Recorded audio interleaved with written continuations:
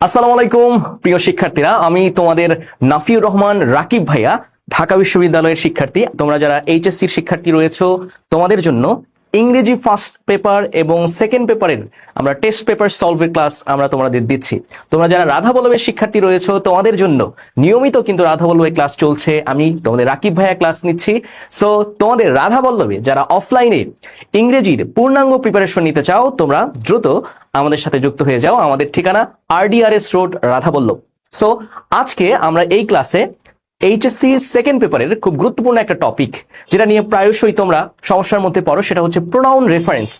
আজকে আমরা এই ক্লাসে প্রোনাউন রেফারেন্সের যে টেকনিক আলোচনা করব, সেই টেকনিকের মাধ্যমে তোমরা এই ক্লাসটা যদি দেখতে পারো, সেই টেকনিক কাজে লাগিয়ে যে কোনো প্রশ্ন সলভ করে ফেলতে পারবা।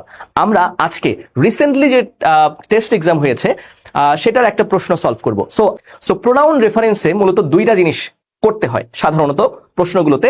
আনক্লিয়ার প্রোনাউন দেওয়া থাকে, আনক্লিয়ার প্রোনাউন থেকে ক্লিয়ার প্রোনাউন করতে হয়, এবং ফল্টি প্রোনাউন অথবা ভুল প্রোনাউন থাকলে সঠিক প্রোনাউন দিয়ে আমাদের প্রোনাউন রেফারেন্স করতে হয়। ঠিক আছে? সো আমরা এই দুইটা জিনিস আজকে একটা টেকনিকের মাধ্যমে খুব ভালোভাবে শিখবো। সো তোমরা যদি এই ক্লাসটা দেখো, তাহলে তোমাদের প্রোনাউন রেফারেন্সের আশা করি কোনো প্রবলেম থাকবে না। সো চলো আমরা প্রশ্নটাতে ফিরে যাই। সো প্রশ্নের শুরুতেই আমরা দেখতে পাচ্ছ যে এটা ঢাকা রেসিডেন্সিয়াল মডেল কলেজের রিসেন্ট যে টেস্ট এক্সাম হয়েছে সেটার একটা প্রশ্ন। সো প্রথম সেন্টেন্সটা কি আছে, যে recent study reveals that poverty in Bangladesh is on the rise. একটা রিসেন্ট যে স্টাডি হয়েছে সেখানে দেখা যাচ্ছে বাংলাদেশের যে দারিদ্রতা সেটা কিন্তু বৃদ্ধির পর্যায়ে রয়েছে। সো আমাদের শুরুতেই নাম্বার ওয়ান যে জিনিসটাতে খেয়াল রাখবো প্রোনাউন রেফারেন্সের ক্ষেত্রে, সেটা হচ্ছে প্রথম যে কাজ প্রোনাউন রেফারেন্স সলভ করার ক্ষেত্রে, সেটা হচ্ছে ওই সেন্টেন্সটাতে কি কি প্রোনাউন আছে সেটা আইডেন্টিফাই করা। চলো দেখে নেই এই সেন্টেন্সটাতে। রিসেন্ট স্টাডি, এটা প্রোনাউন না, রিভিলস হচ্ছে verb, that poverty in Bangladesh is on the rise. সাধারণত দ্যাট মাঝে মাঝে প্রোনাউন হয়ে থাকে, কিন্তু এই বাক্যটাতে তোমরা জানো যে এই বাক্যটাতে দ্যাট কিন্তু প্রোনাউন না, বরং এখানে দ্যাট হচ্ছে ক্লজ মার্কার। সো এখানে দ্যাট প্রোনাউন হওয়ার কোনো সম্ভাবনাই নাই।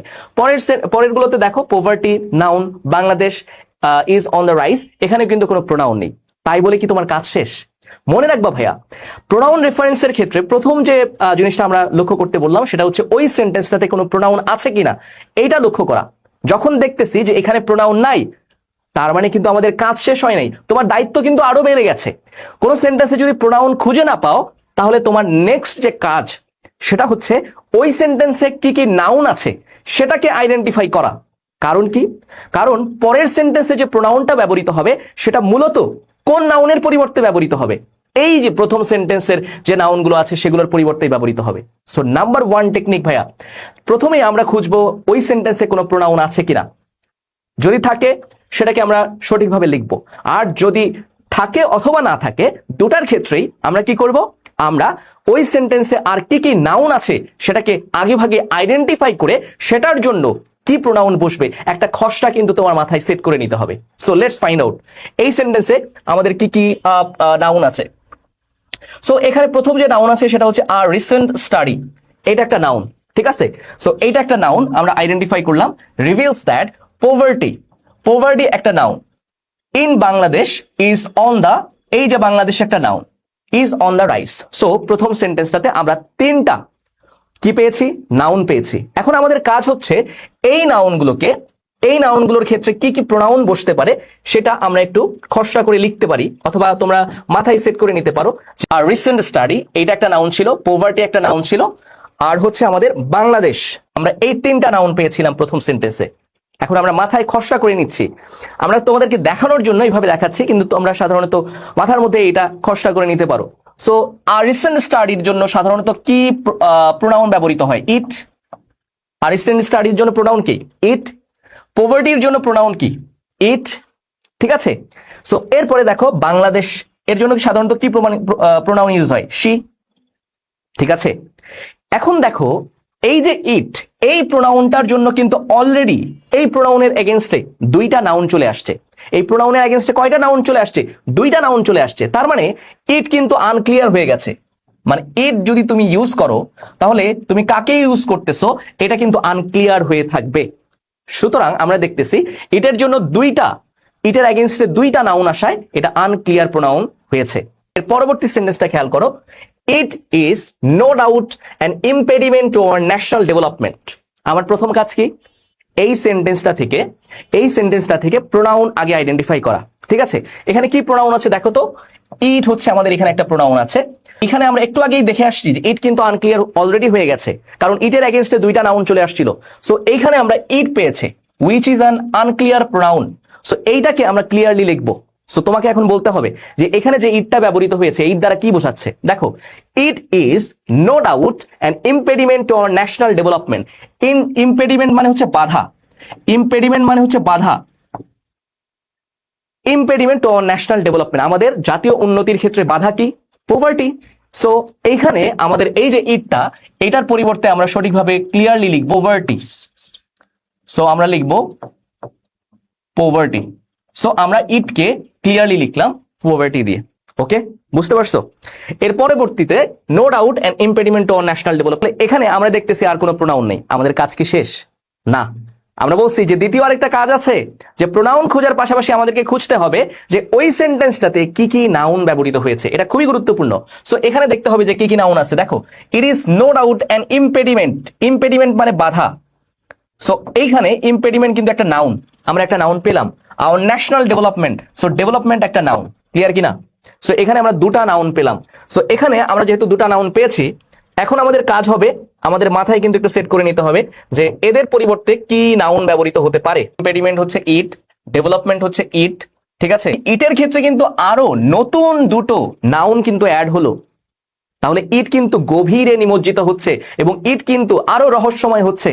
তার মানে ইট কিন্তু অনেক বেশি আনক্লিয়ার হয়ে গেল, কারণ এখানে ইটের এগেইনস্টে চারটা কি আছে, নাউন আছে। তাহলে আমরা খুব সহজেই বুঝতেছি যে ইট কিন্তু এখানে আনক্লিয়ার। এরপরে পরবর্তী যে সেন্টেন্স আছে দেখো, violence against women is also getting widespread. Violence against women is also getting widespread. এই সেন্টেন্সটাতে কোনো প্রোনাউন নাই। কাজ কি শেষ? নো, আমি বারবার কিন্তু বলতেছি যে আমাদের সেকেন্ড আরেকটা কাজ আছে। সেই কাজটা কি? ওই সেন্টেন্সে কি কি নাউন আছে সেটা আইডেন্টিফাই করা এবং মাথার মধ্যে ওটার জন্য প্রোনাউন খসড়া করে রাখা। সো আমরা দেখি এখানে কি আছে, যে ভায়োলেন্স একটা noun. So this is a noun, violence against women, women একটা noun, is also getting widespread. So আমরা এখানে দুটা নাউন পেয়েছি, violence এবং women. So এই দুটা নাউনের পরিবর্তে আমাদের violence, ঠিক আছে।